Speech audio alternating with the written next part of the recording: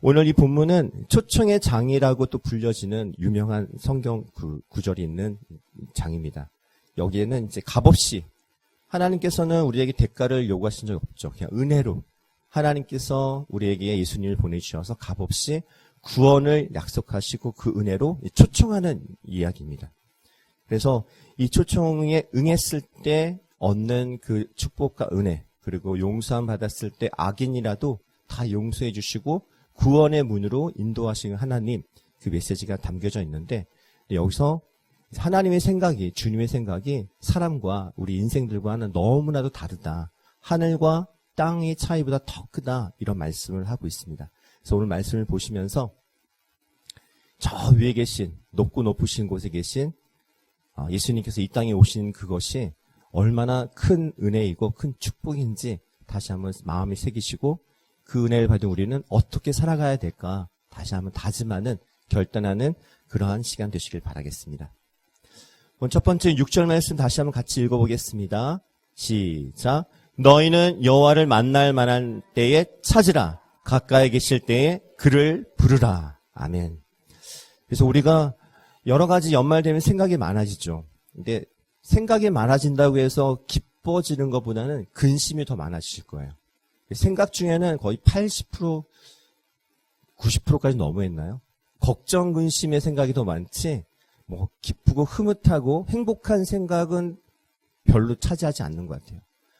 이러한 시간에 또 하나님의 생각을, 또 하나님의 말씀을 새기시면서 하나님께서 우리에게 무엇을 우선시하면서 살아가는 이 시간이 되길 원하시는가? 바로 지금 이 시간 여호와를 만나라, 여호와를 찾으라, 그 여호와를 부르라 말씀하고 있습니다. 만날 만한 때에 가까이 계실 때, 이건 구원을 초청하고 계신 순간을 말하는데, 이것이 근데 영원히 지속되는 시간이 아니라는 것입니다. 이 구원의 문은 언젠가는 닫히게 되어 있고, 그 은혜를 거두는 때가 언제냐면 종말의 때고 심판의 때입니다. 지난번에도 한번 얘기해 드린 적이 있었던 것 같은데, 제가 이제 고등부 총무, 부총무라는 직책을 하여튼 억지로 만드셨어요. 뭐 하나 일을 시키시려고 청년부에 있다가. 근데 그걸 갔는데 주로 하는 일은 앞에서 이제 광고하는 일만 하는 거예요. 그리고 반 한 발 맡아서 교사로 고등학교 2학년 아이들 가르쳤고요. 근데 그렇게 앞에서 이제 예배를 계속 지켜다 보니까 저도 그런 적이 있었지만 또 막상 이 어떤 직책을 갖고 또 예배를 보는 위치에 서 있다 보니까 예배 시간을 다 안 지키시는 거예요. 9시인데. 아이들도 그렇고 선생님도 그렇고. 선생님들이 지각을 하니까 아이들이 지각하는 걸 뭐라고 말을 못하는 거예요. 그래서 제가 그때 믿음이 그렇게 좋지는 않았지만 무슨 생각인지 다음 주 9시에는 문 잠글 거라고. 지각하지 마시라고. 그 다음 주 됐어요. 9시 됐을 때 문을 잠가버렸어요. 전도사님도 뭐라고 얘기 안 하시고 총무 선생님도 뭐라고 얘기 안 하시고. 왜냐하면 그 전 미리 광고했으니까. 문을 잠갔는데 어떤 일이 벌어졌냐면 저는 이러다가 지옥을 맛볼 수도 있겠구나. 왜냐하면 저 문 바깥에서 이 시퍼런 눈으로 쳐다보면서 문을 잠근 그 장본이 누구냐? 저거든요.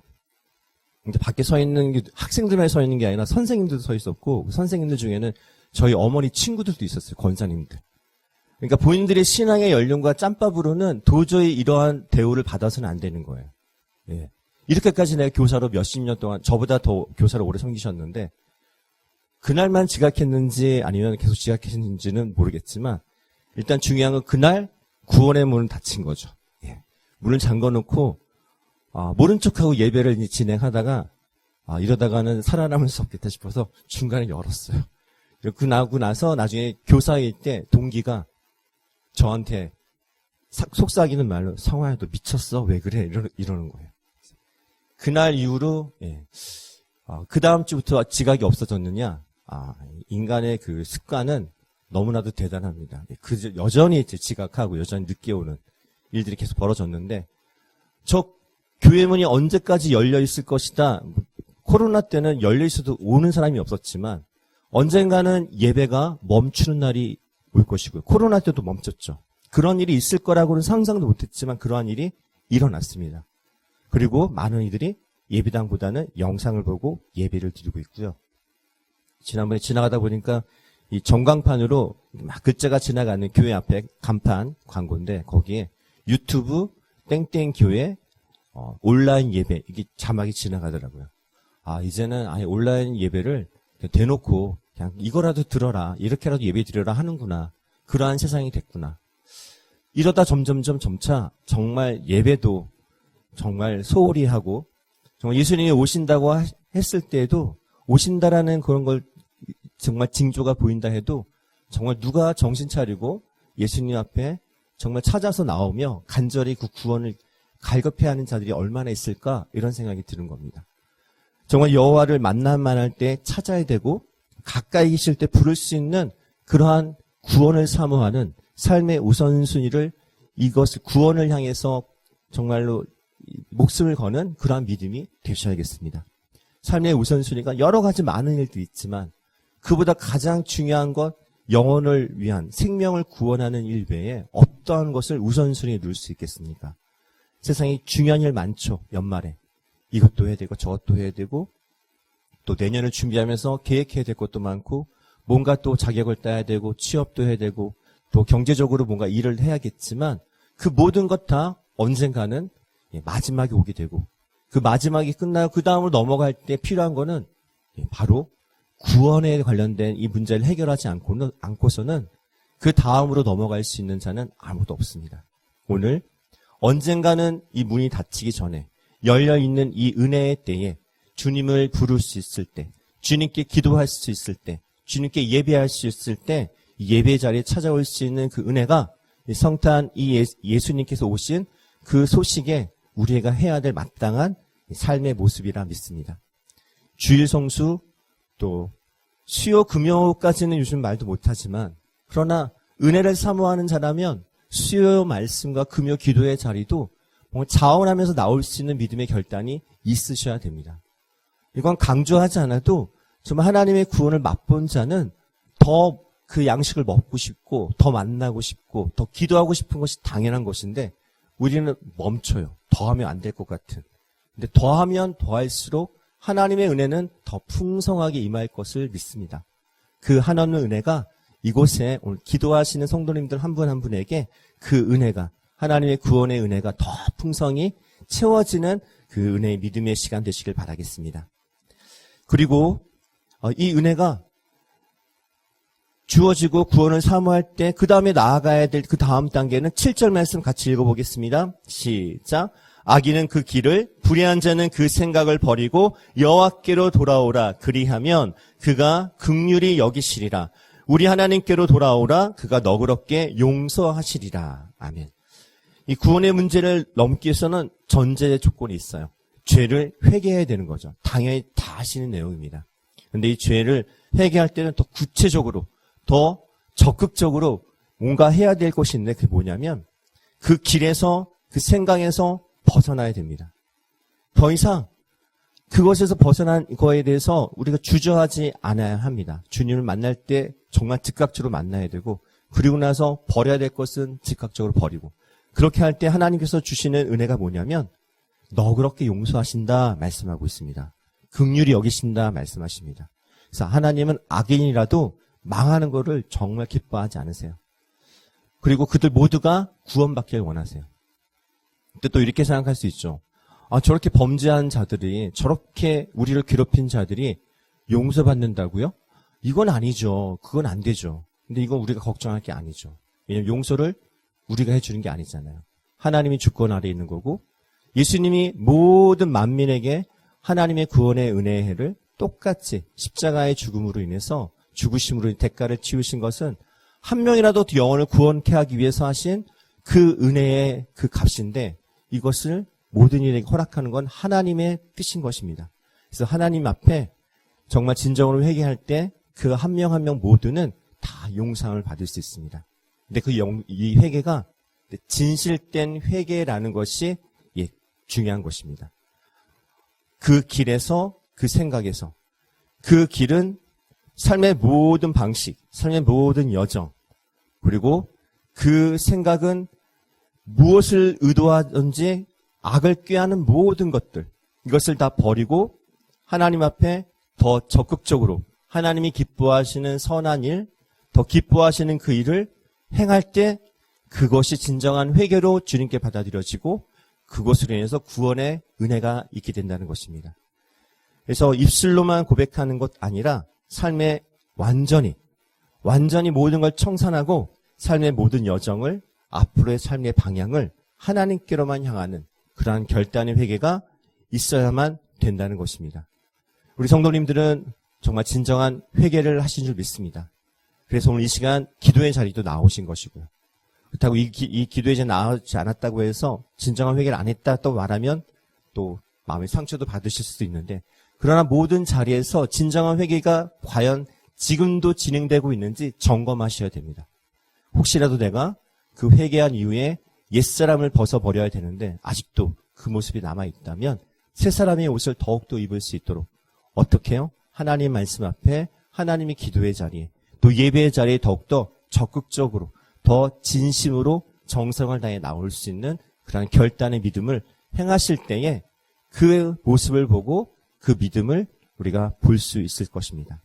하나님께 진정한 회개, 그 회개를 통해서 구원의 은혜를, 그리고 앞으로의 하나님께서 주시는 그 용서와 긍휼의 은혜를 누리시는 모든 우리 성도님 되시길 바라겠습니다.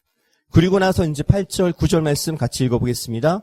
이는 내 생각이 너의 생각과 다르며 내 길은 너의 길과 다름이니라. 여호와의 말씀이니라. 이는 하늘이 땅에서 높음같이 내 길은 너의 길보다 높으며 내 생각은 너의 생각보다 높음이니라. 아멘. 최우선으로 구원의 문제를 해결하고 그것을 나서 회개로 통해서 진정으로 주님 앞에 나아갈 때, 그럴 때 비로소 신앙인의 삶을 걸어갈 수 있는데, 그 길 가운데 늘 언제나 인정해야 할 것은 하나님의 생각과 하나님의 길은 우리의 인간과 다르다라는 것을 인정하는 것이 필요하다는 것입니다. 하나님께서 생각하시는 것, 아까도 봤지만 어디까지 용서하시는가? 모든 악인들을 다 용서하신다는 거예요. 그들이 진정한 회개를 한다면. 혹시 천국에 갈 때 같이 가고 싶지 않으신 분이 혹시 계신가요? 그분이 천국 가실 수도 있어요. 진정한 회개를 통해서. 천국에 가면 세 가지 놀란다고 옛날에 들었던 내용이 있는데, 첫 번째는 내가 천국에 왔어 하고 놀라고요. 두 번째는 그분이 왜 안 계시지? 와야 될 분이 안 와서 또 놀라고요. 세 번째는 저 사람이 왜 왔을까? 안 와야 될 사람이 와서 놀란다는 거예요. 여기서 내가 안 올라가면, 못 올라가면 그건 정말로 망한 것보다 더 망한 것이 아닙니다. 이건 정말 하나님의 나라에 갔을 때 그런 일들로 놀라지 말고 함께 다 천국에 갈 수 있는 믿음 되시길 바랍니다. 하나님 그것으로 인도하시기 위해서 오늘도 우리로 하여금 기도하게 하시고, 이 교회를 하나님이 세우셔서 대림절 주째 주일을 또 맞이할 수 있는 은혜도 허락하신 줄 믿습니다. 그래서 하나님의 생각과 하나님의 길이 어떠한지 7절의 악인의 길과 불의한 자의 생각과는 정반대되는 것이죠. 근데 더 나아가서 하나님의 길은, 하나님의 생각은 인간의 그것과 완전히 다르고, 더 나아가 하나님의 사랑도 하나님의 용서도 우리가 행하는 사랑과 용서와는 완전히 다르다는 것을 인정하셔야만 합니다. 그래서 누가 죄인을 용서하고 구원하기 위해서 그 아들 독생자를 이 땅에 보낼 수 있을까? 누가 나의 자녀를 희생해서 다른 이들을 구원하기 위한 그러한 믿음의 삶을 살 수 있을까? 정말 어려운 것이죠. 그렇게 행했던 분들이 믿음의 롤모델이 되어서 우리를 하여금 본받을 수 있는 그러한 신앙인의 모습 본이 되는 줄 믿습니다. 우리 참 즐거운 교회에서도 그러한 신앙의 모범이 되는 권사님, 또 지사님, 또 우리 목회자분들이 되시길 바랍니다. 그래서 저분처럼 믿으면 돼, 저분처럼 기도하면 돼 할 수 있는 그러한 신앙의 어떤 모델, 그리고 그 분의 그런 믿음의 선한 영향력이 우리 모두에게 또한 도전이 되어지고, 또 그분을 닮아가는 또 다른 믿음의 유산의 후손들이 세워지는 교회 되기를 바랍니다. 그래서 하나님의 모든 성품과 모든 계획들, 이것은 우리가 흉내낼 수가 없죠. 하나님의 그 생각이 높다고 하는데 정말 얼마나 높을까? 제가 높이 올라가 봤던 기억이 있다면 비행기 타고 올라갔던 그거가 제일 높은데, 솔직히 그게 어느 정도 높은지 가늠이 안 돼요. 밑에 그 어떤 느껴진 두려움이나 공포감이. 그런 걸 따지자면은 아마 2, 3년 전이었던 것 같은데, 그때 에버랜드에서 안 타고 싶었는데 애들이 타자고 해서 그 롤러코스터를 탔거든요. 처음에는 멋모르고 탔고, 두 번째는 알면서도 탔어요. 정말 타기 싫었는데, 왜냐하면 그 올라가서 내려오는 그 공포감과 그 멀미와 이 두통이 이제 못하겠더라고요. 바이킹은 더 그렇고. 너무나도 하찮은 높이죠. 하나님의 높으심에 비한다면. 근데 그 정도도 우리는 인간의 육체는 감당하지 못할 높이라고 생각할 수 있는데, 그거와는 비교도 안 되는 하나님의 그 높으신 생각과 높으신 뜻을 우리가 어찌 헤아릴 수 있을까요? 오늘도 주님이 이 땅에 오셨다고 하지만 이것을 얼마나 깊이 마음에 새기고 예수님을 정말 기쁨으로 맞이하고자 준비하는 그 모습이 얼마나 있는지 한번 돌이켜보시길 바라겠습니다. 참된 신앙이란 하나님과 우리의 차이를 정말 겸손하게 인정하는 데부터 시작한다고 할 수 있습니다. 하나님의 높으심, 하나님의 그리고 지혜로우심, 전능하심, 그 능력을 힘입어서 정말 복된 삶을 살아가는 우리 성도가 되시길 바랍니다. 근데 이것을 통해서 이제 열매를 맺게 되는데 그것이 이제 마지막 절 후반부분에 나와 있습니다. 이것을 비유로 10절과 11절 말씀 다시 한번 같이 읽어보겠습니다. 10절과 11절 말씀 같이 읽어볼까요? 시작. 이는 비와 눈이 하늘로부터 내려서 그리로 되돌아가지 아니하고 땅을 적셔서 소출이 나게 하며 싹이 나게 하며 파종하는 자에게는 종자를 주며 먹는 자에게는 양식을 줌과 같이 내 입에서 나가는 말도 이와 같이 헛되이 내게로 되돌아오지 아니하고 나의 기뻐하는 뜻을 이루며 내가 보낸 일의 형통함이니라. 아멘.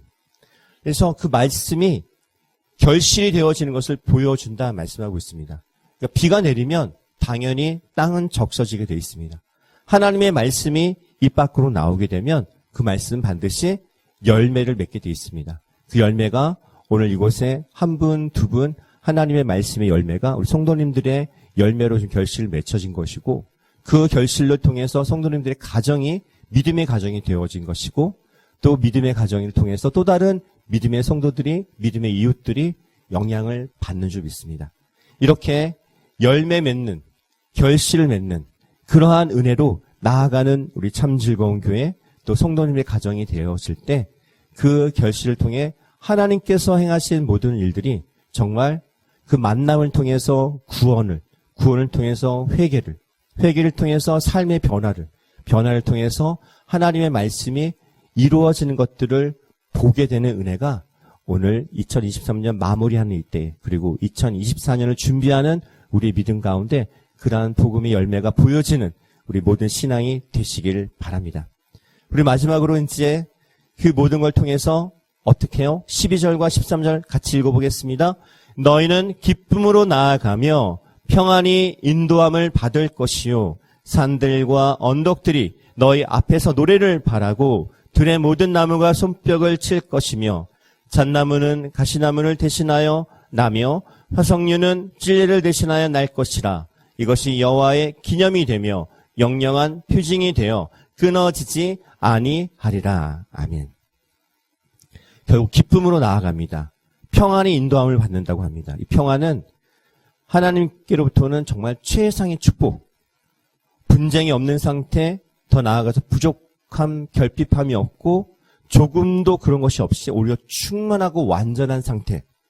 그런 평안이 하나님께로부터 하나님을 만난 순간 구원을 받고 주님을 영접하고 그 이후로 새 사람을 입어서 주의 말씀으로 변화되어지는 그 과정을 통해서 우리에게 주어지는 은혜는 기쁨, 평안이라고 말씀하고 있습니다. 주님이 오신 것, 이 땅에는 평화, 하늘에는 영광. 그 평화가 우리 모든 성도님의 가정들을 더 기쁨으로 채워진 은혜가 있기를 바랍니다. 그래서 여기서 그 기쁨과 평안이 어떻게 자연으로 이제 비유해서 나오는데 산들과 언덕들이 노래를 한답니다. 그리고 나무가 손뼉을 친답니다.